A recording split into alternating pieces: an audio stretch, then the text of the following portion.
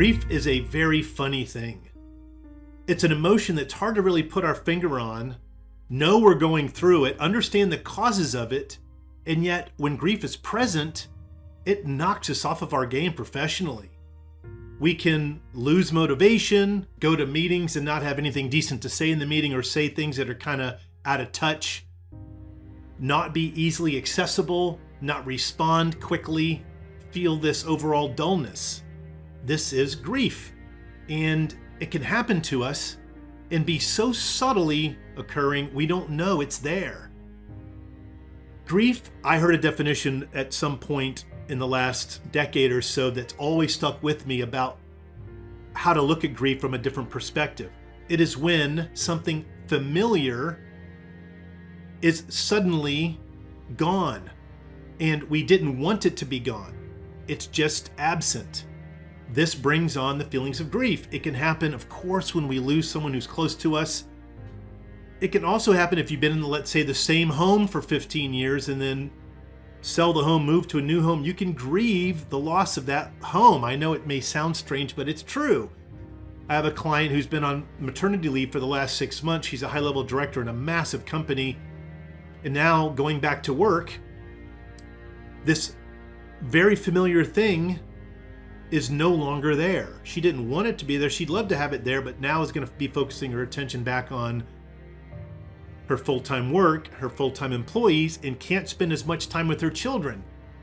When grief is present and we're making big decisions, driving results for a company, leading a bunch of people, managing a huge client, it can really throw us off our game. And I want to highlight something very important. When grief is present, our thinking can start to change about our situation and doubt will enter into it. And then we will start to experience what we all know as confirmation bias.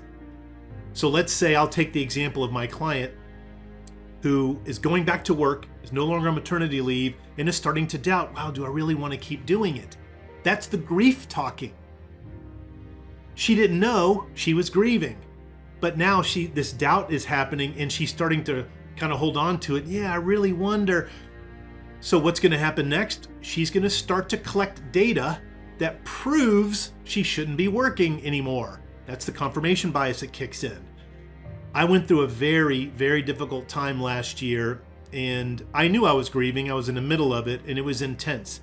And it lasted basically the whole year, right up until the beginning of this year. In the beginning of this year, there was a short period of time I started doubting, wow, is this what I'm supposed to be doing with my life? Motivationeer, Christian executive coaching. But because I was aware of it, I was talking about it with other people, and I had an amazing brother in my church and friend, you know who you are, that gave me Psalm 73 to read and basically said, my feet came close to stumbling. My steps had almost slipped. I was starting to gather evidence that maybe this isn't the best place for me to be doing this anymore, I always want to be open for God's will, as do you, I know, but we have to be aware that our brain is also going to subtly, unintentionally trick us by gathering evidence to prove this new warped thought that's coming because of grief could actually be true. So here's my recommendation. First, consider, did something that is very familiar to me suddenly disappear from my life, and I wanted it to stay, but it's now gone? Start with that. If you're experiencing a lot of doubt in a certain situation, maybe the doubt is there because you're grieving. If you are, remember, confirmation bias is real. Give yourself a period of time, 3, 4, 5 months, before you make a major decision. This is what my friend and brother recommended to me. Shawn, do not make any major decisions about your business or what you're going through now until you're through with the grieving process. Very important thing to do. Then journal about it. Write about what you're thinking, experiencing, feeling. Realize that you are gathering evidence that might not be empirically true. Confirmation bias is a bias because it's not backed statistically. We just gather 1 or 2 little pieces and then base all of our decision on those, scattered data points. So as you're journaling, collect the data that might or might not be confirmation bias. I'm saying it probably is, and see where the data adds up. If you got a little data piece Try to find if it does exist in a more pronounced way empirically before you make the decision. And of course, commit it to God. Ask God to take your anxiety, walk with Him, allow Him to comfort you, stay in His Word. And then James 1:5, pray for wisdom. God, give me wisdom to know if this decision is the right way, or if it's better for me to wait to decide because I might possibly be experiencing grief and confirmation bias. Let me know what you think. Please put your comments below. I'd love to hear from you. Thanks for watching. Please be sure to like and subscribe and turn on notifications so you'll know when I create a new video.